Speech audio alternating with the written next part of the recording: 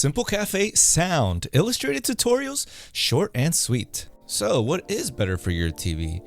A skinny soundbar or a chunky subwoofer? To be literally transparent, a subwoofer contains one big speaker driver to generate wide sound waves which are felt as bass. A soundbar contains however many speakers the manufacturer wants to fit inside. These generate those mid to high pitched sound waves. Simply speaking, the sounds that we're used to hearing all the time. Great, so which is best for your TV? Well, if you've ever plugged in a subwoofer just by itself as the only speaker, you'll notice that all there is are rumbles and booms. And there's no way you'd want this to be the only speaker going.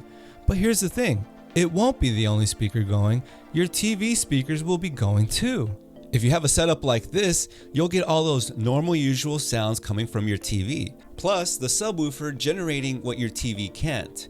Those super wide sound waves that are used for sound effects like the rumble and the thunder, a sudden door slam, and other eerie sound effects. So why get a soundbar if it's going to give you the same sounds that your TV already does? They produce the same sounds because the speakers are quite similar. I say that because I've looked at the speakers inside both a TV and soundbar. So if you're happy with your TV speakers, it'd be pretty redundant to add a soundbar. But I bet that your gut is telling you that no, you're not happy with your TV speakers, and that's why you're here trying to figure out what to do. So here's what I think you should ask yourself. Do my speakers get loud when I turn it up? If so, add the only thing they're missing, bass.